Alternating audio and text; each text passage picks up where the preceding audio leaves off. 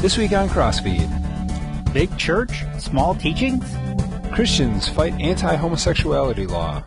Jesus is not allowed in schools, or is he? Do you trust pastors? Sheep, yes. Lamb of God, no.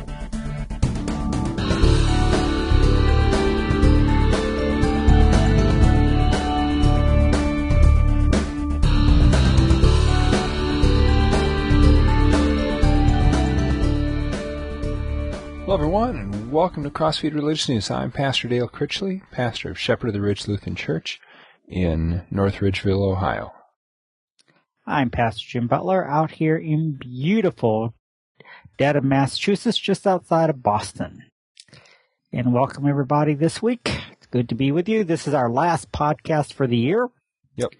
And then we'll start again after the new year. After Epiphany. After Epiphany. Depending, who you are, it's either in the beginning of the new decade or the last year of this decade. So. But we're still trying to figure out what this decade is going to be called, the aughts or what, Yeah, that's true. That'll be, I don't know, that'll be interesting. So Jim, you busy? Try to take over the world. Hey, I am been a sermon writing machine. I've just been putting out sermons right and left and getting ready for Christmas left and right here. Went out caroling last night. And tonight, of course, that's just telling Dale before we got started, my son comes in from Fort Leonard Wood. He just finished his advanced training as a nuclear, biological, chemical warfare specialist. War's not make one great. Creating or detecting and getting rid of? Creating and detecting and getting rid of, which means you don't really do anything because we really don't have those, I won't tell you what my tanker son says about people, my other son's specialty here. So all of you, anybody out there that, since we've had our share of anger, or at least Jim's done all kinds of things to try to get me attacked through the years, and those tend to be the shows that get the most traffic on YouTube for some reason. We have connections. That's right. Hey, I've got 3 kids in the military, so okay. Well, now of course the military, one of their jobs is to defend freedom, including freedom of speech and freedom of religion, which brings us to Massachusetts, my home state, just south of here. Now there was in just about a half hour south of me is where this story took place, down in Taunton. Not Tauntaun, that has nothing to do with Star Wars, but Taunton, Massachusetts. There was an 8-year-old boy, and he drew his father, a guy by the name of Chester Johnson, says his son was told by the teacher to draw a picture of something that reminds you of Christmas. And so he drew this picture of a stick figure on the cross with X's for eyes. This is madness. And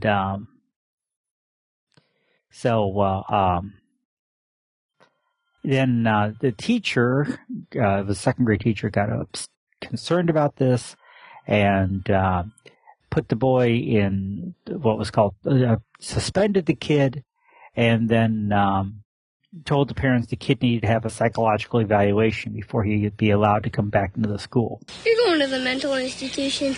Beat it! But the story gets further convoluted because, at that point it sounds like some sort of religious persecution. Problem is the school responded. And they said, all right, let's see. There was no assignment to draw some sort of Christmas thing. The picture was apparently not drawn at the school necessarily, or at least not that day. And I got a bad feeling about this. And he was never suspended. Well, Right. And they said that the student originally identified himself and not Jesus as the figure on the cross, which is why the teacher wanted him to alert the principal and the staff psychologist. Mm-hmm.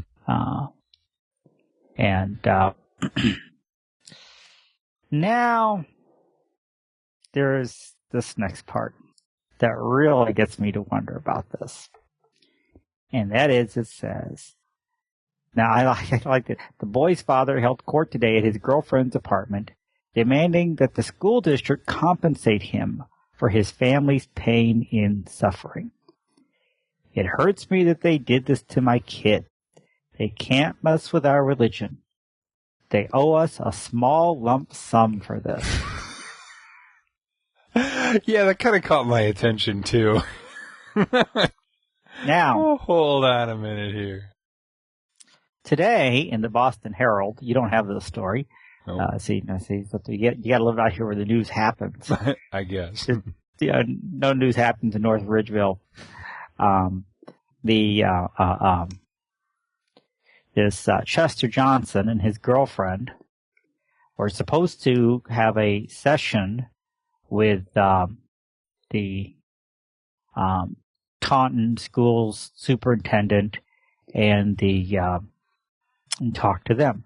But they skipped the meeting because he says his lawyer didn't want them to talk. Be quiet and watch the film. Okay? And he made the following comment.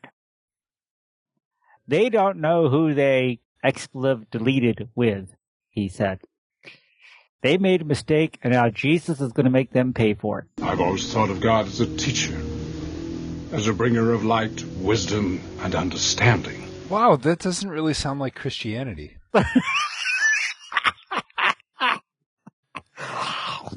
I mean, and at one point, in fact, the teacher's even saying she doesn't think this kid even drew it. She thinks his father might have drawn it. A lot of weird stuff's going on in this thing, this whole story, and it's definitely one where there's more than one side to the story. Right. And the problem is, it's generated a lot of news, and you've got a lot of people reporting on it and saying, oh, well, this is a clear-cut case of religious persecution, and well, the school is given their side, but really, can we trust, politicians and government employees and all that kind of stuff? And, which will lead to a nice segue in a minute. But, I'm looking at this and I'm going, okay, looking at both sides, each party, what would they have to benefit in this situation? Okay, obviously the parent, if this actually happened, all right, then yeah, the parents, or the father at least, stands to gain a whole lot of money. All right. The school, if this actually happened, they really don't have much to gain.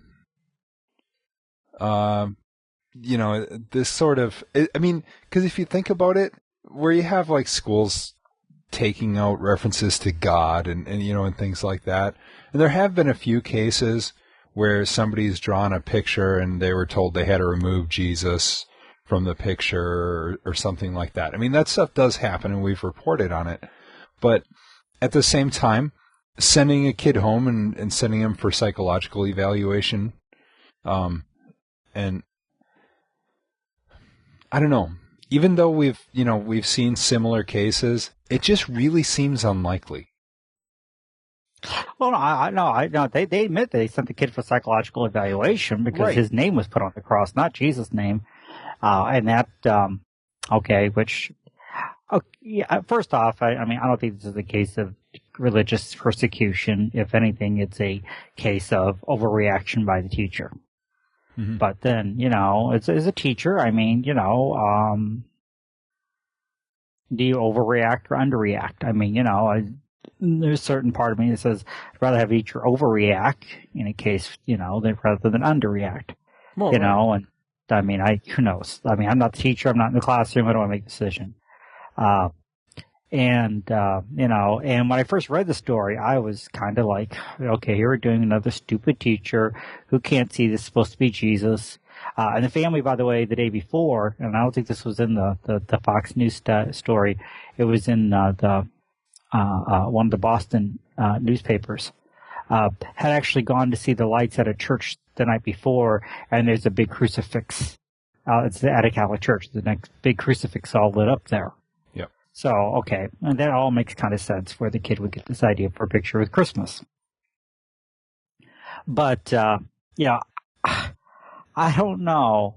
That last comment by the dad today, they don't know who they expletive deleted with, and Jesus is going to make them pay. That just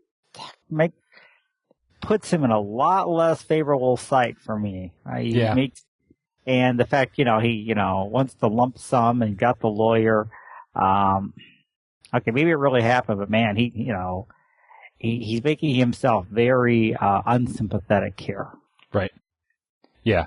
If it did happen, you're completely going about it the wrong way, Right. But yeah, it sort of makes you question, did it even happen? I mean, this could very well end up to be one of those balloon boy kind of deals again. Yep. So who knows? We'll keep you posted though if we have any story. Well, actually probably all taken care of by after Epiphany. So, yeah. So, okay. So who are you going to trust? Yep. Kind of like Ghostbusters. Who are you going to call? Who are you going to trust? Apparently not pastors as often anymore. Pastors are America's view of clergy ethics. It's a 3-decade low, 32-year low. This is a study of the honesty and ethics of various professions. Do you trust people of this profession? Do you trust people of that profession? And either it said half of the people rate the clergy's moral caliber as high or very high. So it was, last year it was 56%, this year it's 50%. And they're not sure why.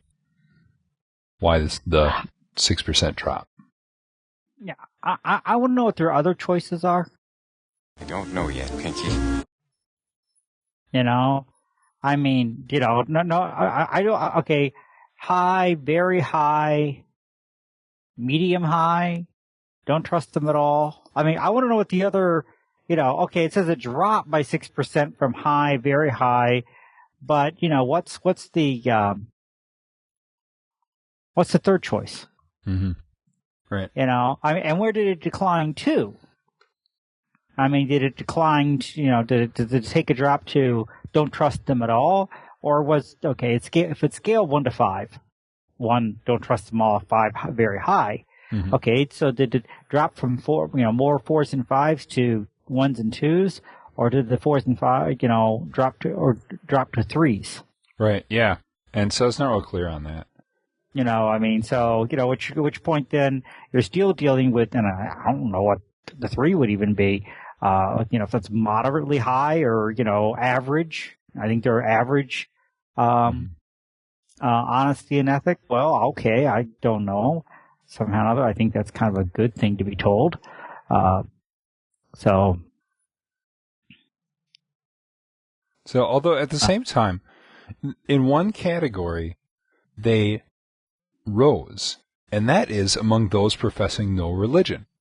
Last year they rated clergy 31% rated honesty high or very high, and in 2009 it went up to 34%. So it's a 3% increase. Great.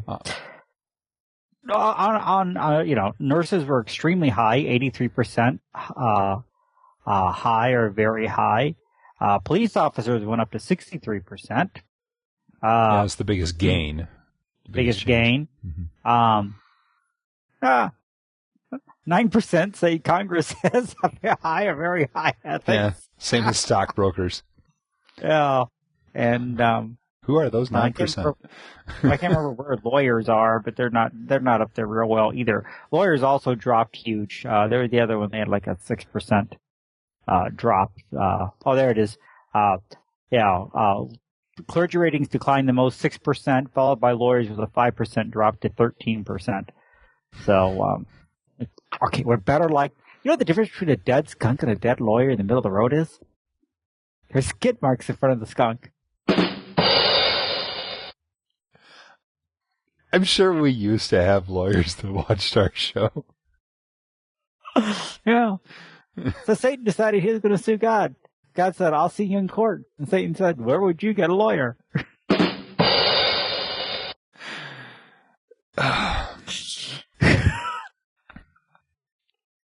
Podcast at crossfeednews.com. Attention, Jim. Hey, we're having fun this week. Now, why the drop? I think two reasons. I think number one, we're dealing still with some of the Catholic abuse scandals, and I think the other thing we're dealing with is still, some of these televangelist people, and some of the scandals that they've been dealt with. The Ted Haggard thing last year, a couple of years ago, and when they do screw up, they don't just say, I've embarrassed God. I've embarrassed my office. I'm just going to go crawl away. No, we reported, Ted Haggard's holding Bible studies again. Mm-hmm. Thinking of launching a new church. I mean, come on. You've disgraced the office. Go away. Yeah. Get a different job, dude. Yeah. And this is the importance then, I think, of churches holding pastors accountable for their work and their conduct in the office. Mm-hmm. Yeah, it's not really all that complicated. So, yeah, I don't know. Any monkey business is ill-advised. Ultimately, realistically, pastors are still sinners. We are held to a higher accountability, just because we're public representatives of, God. Mm-hmm. And, and people expect more out of us, but, we're sinners too, and, you just try to keep your sins private. Not meaning hypocritical, but it's those big kind of public things that are going to really, hurt the witness of the church. Right. Well, we need to be people of honesty, integrity, and ethics. Right. And, that's what it comes down to. There's a passage in Romans where God says, my name is blasphemed among the Gentiles because of you. Mm-hmm. Which, scares the bejesus out of me every time I read it, because that's the question that I have to ask. Is God's name made fun of in the world because of the way I act? And I think that's true of some clergy. And we need to be people who are sitting there jumping on them as much as anybody about their ethics and lack thereof. Yep, absolutely. Mm-hmm. But speaking of clergy and ethics, let's move over to Uganda. This is ridiculous. Okay, I'll go with Uganda, my Gonda. Everybody's Gonda. There's a proposed law in Uganda that calls for the death penalty for certain homosexual behaviors. Calls for those convicted of involvement in homosexual acts to be sentenced to life in prison, and those convicted of aggravated homosexuality to receive the death penalty. Okay, it doesn't explain what that term means, and I don't want to know. But a whole bunch of pastors on both sides of the issue, regardless whether they believe that it's sinful or not, have banded together to say, hey, this is really not the right way to approach this. And I have to say I agree with them. Oh, absolutely. This is, yeah, I mean, it's interesting. I mean, Jim Wallace, president of Sojourners, Brian Massengale, Catholic Theological Society of America, Thomas Malandi, former ambassador to Uganda and the Vatican, Rick Warren,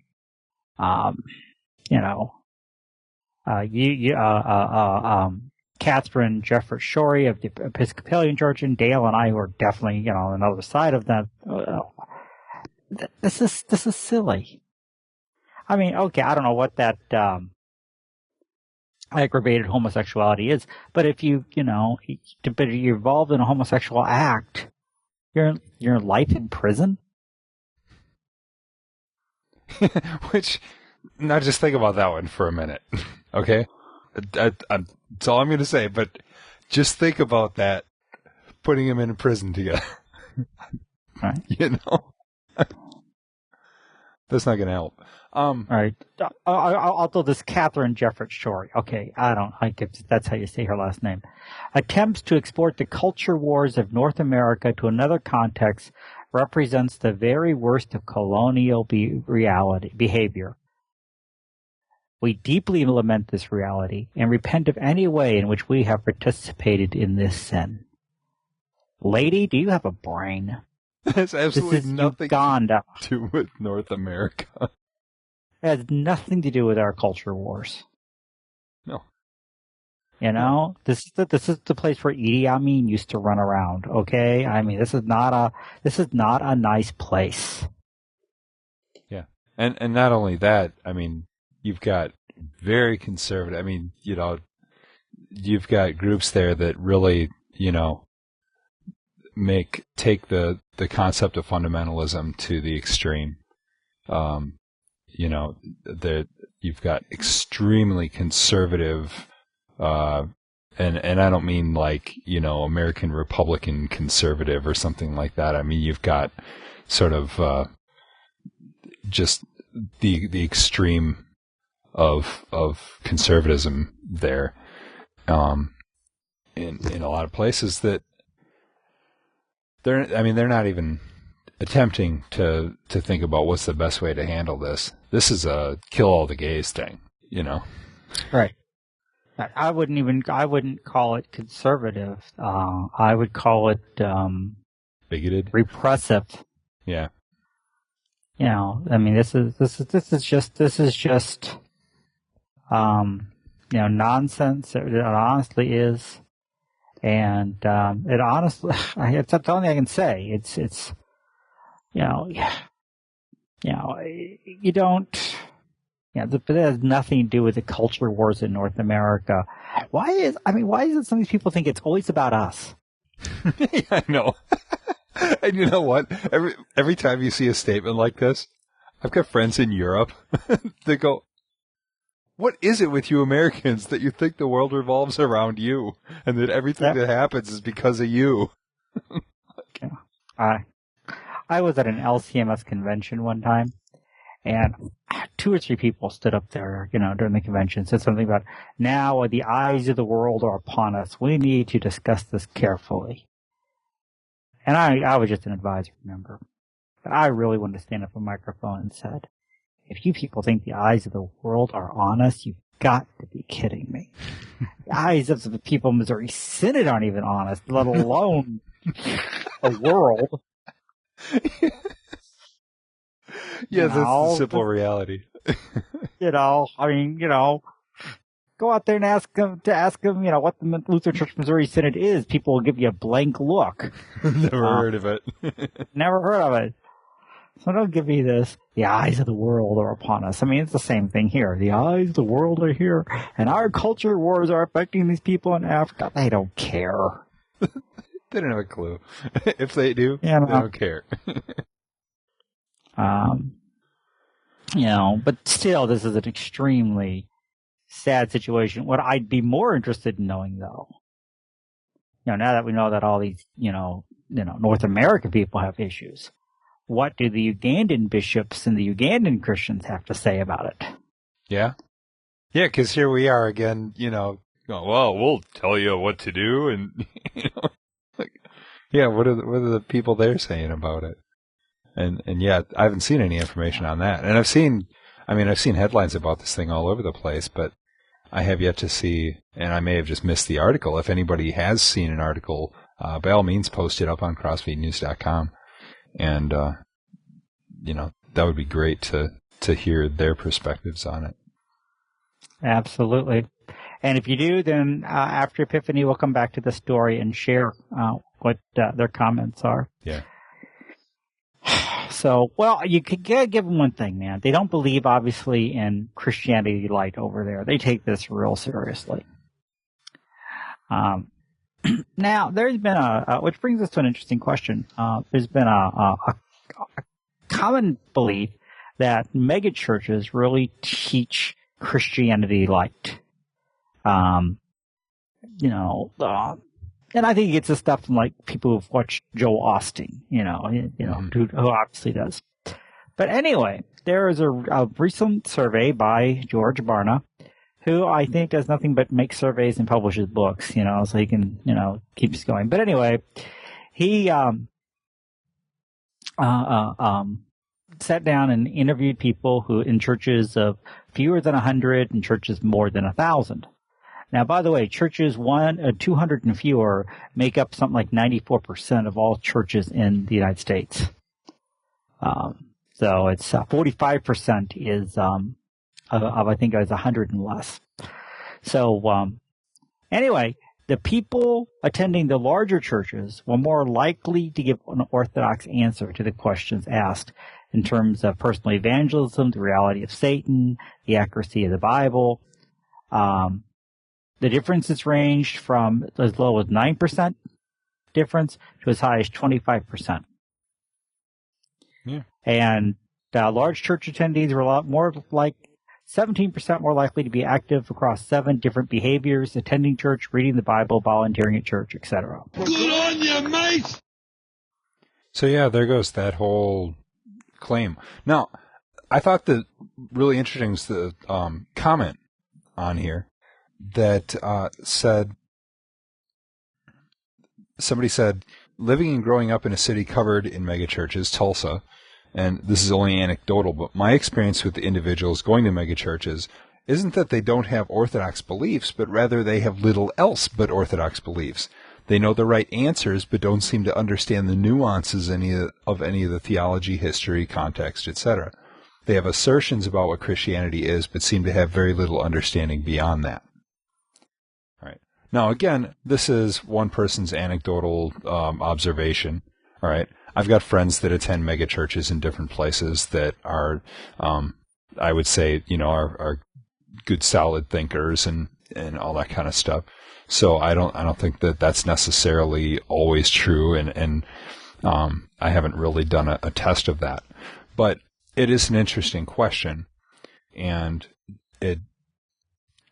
but I think the problem here is that when people think of the big churches, right, they're thinking of people like Joel Osteen, Joyce Meyer, and stuff like that are, Christianity light, basically, and because those are the ones that are on TV, and so that's that's the opinion. Robert Schuller's another one, same kind of deal. That they don't like to talk about sin and and all that kind of thing. It's like, yeah, you know what, that's pretty problematic. But when it comes to, a lot of the people that I know that they go to megachurches, not only are they good, thinking people, but they're hardcore Bible, Orthodox teaching kind of people. And well, the other side of the coin is, where is there going to be a large liberal church? There's not that many of them out there. I know a ton of small churches, less than 100, that, are basically UCC, United Methodist, churches that have lost really the core of the Christian faith. And, they don't have anything to offer people. except telling you, what you should and shouldn't do or whatever. And I think that gets to be the problem too. It's, a lot of smaller churches, are heterodox churches. And, that doesn't do you any good at all. Hey, man, this don't feel right. My donkey senses are tingling all over. So, yeah, there's nothing to offer there. So, this, honestly doesn't surprise me, but I think it's a good study to point out the problem with the stereotype. I've heard plenty of guys here in our own Missouri Synod that have said, that have made these sort of broad sweeping, overgeneralizations about these megachurches, and even about the handful of megachurches that we have in the Missouri Synod. They tend to get automatic, because sometimes there's this attitude, oh, well, if you're a big church, that means you must be watering down your doctrine. That's the only explanation, No, no, I don't think so. I wouldn't call it a mega church. The church that I vicared at in Green Bay had like 600 on a Sunday. That's a pretty decent sized church. It's definitely much larger than average, and we very orthodox teachings there. In fact, the senior pastor one time, he was asked, they were interviewing or sending out these kind of interview questions to large churches, and they asked him, what methods do you use to attract people and that kind of thing. He says, I preach the gospel in its purity and rightly administer the sacraments. I think there was more to it than that. They were in an area that had a lot of people moving into the area and stuff like that, and it was one of those things that you find. It seems like churches that are big tend to stay big unless somebody really messes up, because a lot of people are looking for big churches nowadays because they can go and be a number. A lot of churches say, oh, we're really friendly and stuff like that. For a lot of people, that's a turnoff. I know people that if they go to a church and it's everyone comes up to them and welcomes them and everything, they won't go back. They want to go in, worship, and get out. Which I've got a problem with that. Because I really believe that there's more to the Christian faith, and that that community is important. That people should get to know the members of their Christian community. But for a lot of people, that's what they're looking for, and for some people, it's just because they're introverts, and I'm sympathetic to that. But there's ways that introverts can interact in a comfortable way too. So yeah, for what it's worth, this church, Dale's, he didn't tell you about the bratwurst and beer during the service. That was what was drawing the people in. Hey, we need to move this on because my son's plane has landed and he should be starting to pull in. Hopefully, get on the bus to come on in for me to pick him up. So. We're back to Britain here. Don't know a good segue for this one, sorry. Where, I love this first paragraph. A growing number of schools have scrapped the traditional Mary and Joseph performances in favor of secular alternatives such as Snow White or Scrooge. What does Snow White have to do with Christmas? Other than the Scrooge, name, I understand. No clue. Oh, snow, right. Yeah. Okay. Yeah, and others have removed explicitly religious messages from the reenactments of the birth of Christ for fear of upsetting peoples of other faiths. Now, this is Britain, where Anglican Church is the state church, and they do teach religion in school. So But some people came up with Jack the Beanstalk. Again, I'm not sure what that has to do with Christmas. Whoops, a Daisy Angel. I really want to know what that's about. And the Grumpy Sheep, which was a lazy, cantankerous sheep who develops a more cheerful personality after meeting Jesus in the Bethlehem stable. I think this might be Dale's friend Bo here. I'm not sure. Yeah. He is cantankerous. So, I mean, okay, so this is schools. Important to note this. This isn't the church, Sunday school Christmas program. Right. And so this is something that's kind of alien to us because we would never in America in a public school. Well, okay, I'm sure that there are, okay, but you don't have this sort of nativity play. I remember when I was a kid, we did do Amal and the Night Visitors, which is it's basically a nativity play. But that was in a town where you go to their Christmas parades, and it's more like a pro-life rally. There's a whole bunch of pickup trucks that say "Keep Christ in Christmas" and stuff like that. So I mean that's that town, but with gun racks in the back. I never knew you were a redneck. My goodness. Yeah, it was up in Wisconsin. So. Yeah, rednecks live in Wisconsin. Anyway, so oh yeah. No, seriously here. But you probably didn't have Bubba up there. But anyway, I mean, my school growing up, I remember doing these Christmas programs where we all learned different songs and music, and then we all sang these different songs, and they were generally Christian songs. I remember, learning the first Noel one year. I remember learning Silent Night one year. Even the Christmas concert at our school, my junior high, was that. But I don't remember ever putting on like a nativity play or anything in the school. I do remember them putting on the doing a Christmas Carol one year when I was in junior high. I mean, I'm not sure about the Snow White and again, this is hard, but again, for us in America, this would make a lot of sense. But I think this is big news because this is Britain where, there is a state church and where Christianity is taught in the schools. Yeah.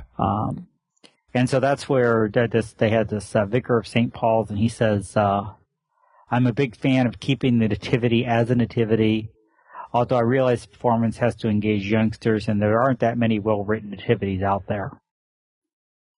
There's that one in Luke, too. That's true, but I think, although, come on, seriously. I mean, haven't you seen, your share of kids' Christmas plays that just make you cringe? Yeah. I mean, even yeah. I mean, even the stuff, some stuff coming out of CPH sometimes, and some of the other things, I just like that. I'll never forget one time, come by this one company, it was called Christmas Bells, Wedding Bells, Mary and Joseph are getting married. And I thought it was the worst thing I'd ever seen. Oh, it was painful to read. In the middle of the thing, yeah, you had the, little kids play Mary and Joseph, go up to the pastor and, go through the marriage ceremony and stuff. It was just like, See, that kind of stuff is why I started writing them. So, on the other hand, I've seen others that were very well done and very well written, and I've enjoyed them. Although I remember there was one that I saw where they had, a little girl dressed as an angel. Her name was Hark. She was the herald angel. Oh, gee. And that wasn't real good either. But I saw another one. I saw others that I just thought were awesomely well done. I got to say that too. I remember one time they had one. It was different because all the kids all were in black, but they, had things spotlighted different places, and it was just really cool the way it was done. It was just between my church and my kids' school, and my first congregation by the time my kids were in my first 20 years of ministry, I probably saw 40 different Christmas programs. So I got a wide variety of good ones and bad ones. Yeah, I'm sure.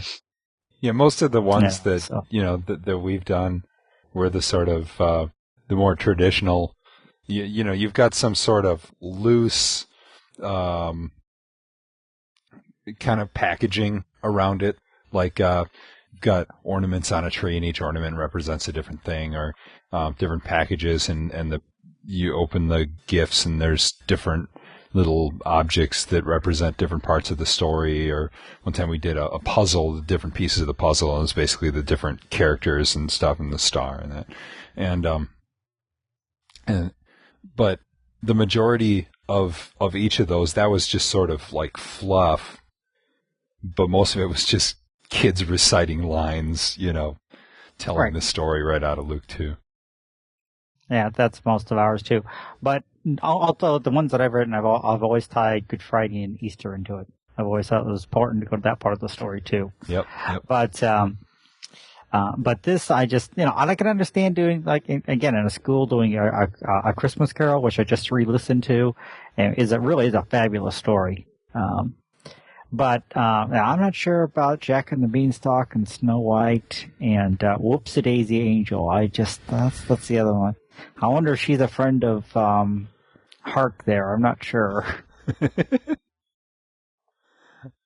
Well, yeah, that's those angels, the stories where they mess up and their halos are crooked and and all that kind of stuff. Yeah, so I've seen a few kids' books like that. Yeah, I've seen a few of those too. Well, okay. Before we call it a night tonight, and I have to head over to the bus station, real quick. What is for you one or two Christmas movies that you just enjoy watching every year? Since we're talking about Christmas pageants and stuff, what are one or two Christmas movies that you... There you go. Sorry about that, everybody. All of a sudden, Skype decided to do its thing, and we're having a hard time, so we had to switch back to our old method. We're almost done anyway, so. Okay, movies. Well, I've got to mention the Nativity Story, right? Sort of obligatory, but it was actually really good. I really liked it. I thought we bought it, but I have to go back and look in our library and see if we have it. If not, we really need to buy it because it was really good, and it's worth watching again. Other movies, I'd have to, I just watched It's a Wonderful Life, I think last year for the first time ever. I'd heard all about it. I'm like, I've got to actually go watch this movie. And so I watched it and I loved it. Our local high school did it as a play this year. The kids did a great job, but the sound in the sort of room they're using it as an auditorium was really lousy. It's just bad acoustics, and so I couldn't hear it very well. So we've recorded it, and we're going to watch it together as a family. I'm looking forward to that. And actually, I like Miracle on 34th Street too, and the original the Santa Claus with Tim Allen. But actually, my favorites are the old all of those. What are the names? Like the original Rudolph the Red-Nosed Reindeer. The Rankin Bass. Stop motion. And who else? The Year Without a Santa Claus. That one I really like. The Little Drummer Boy. All of those. I really like those. Even Nestor the Long-Eared Donkey. I have no gift to bring. Go. Well, you okay. I agree with a lot of yours there. Miracle on 34th Street. It's a Wonderful Life. George C. Scott's Christmas Carol, which I think he just does a wonderful job with. But you forgot, what is probably one of my favorites, Peter Billingsley, A Christmas Story. See, I've watched it, and I just never got into it. I didn't get what the big deal was. Oh, I still even quote stuff like that movie in my sermons at Christmas. There's lines in there that I just think are so great to this day. Yeah. Muppet Christmas Carol, that's another one too. But I'm a sucker for the Muppets.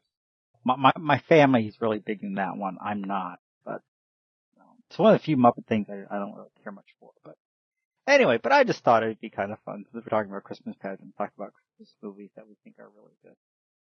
So, but anyway, folks, maybe you've got other Christmas movies you guys enjoy. Let us know. Podcast at crossfeednews.com. Be very interested in hearing what you have to say. Yeah. So at this point, though, God watch over and bless you and give you truly a blessed Christmas and New Year's celebration. Dale, I know you're going to be taking off. Have a very good trip back home with your family. Yep, looking forward to that. I have to tell you, though, I'm really looking forward to Christmas services this year. And I mean, which, kind of sounds redundant, but here's the thing. When you're a pastor and you preach on, Christmas every year, like after 10 years, you sort of, it's like, what am I, it's the same text every year. How many different ways can I approach this text, And, but this year I've come up with a few different things, and I've managed to generate a little bit of buzz about it. People are kind of like, what is it? And I'm not telling anybody what it is. But I'm looking forward to doing it. I had a blast just writing them, and I have one left, which is pretty good considering that Christmas is still like a week away. So, I've got one left to do, and but I had just absolute blast writing these things. I mean, I was just giddy. So, well, if you think it's tough after 10, buddy, wait till you've done it for 24 years, okay? This is my 24th Christmas, and a lot of those years, it's, been, 2 and 3 sermons because of, so. Oh, right. It gets up to be about 50 sermons that you've written. And how do you approach it? Everything from the sublime to the ridiculous after a while. So, Well, yeah, but see, after about 10 years or so, you can start recycling because, nobody remembers what you did 10 years ago anyway. Unless you do which something is why I really figured why ridiculous. Dale's excited about, Christmas this year. He's at a new church. They haven't heard any of his stuff before, so they just pulling stuff out of files. It's really nice to be here in Wisconsin. Oh, wait a minute. That was a church, No, the thing is, I can't even do that, because I changed my preaching style about, year and a half ago. And, yep. and so I completely changed it. And so, consequently, I can't go back to that. And so most of that, I kind of thought, this will be really great as far as, as I get, number of years into the ministry, if I need to grab an old sermon, in an emergency or something, I can do it. I can't even do that. So, anyway, folks, God bless you. God watch over you, and we'll see you then after the first year. Good night, Eddie. God bless you.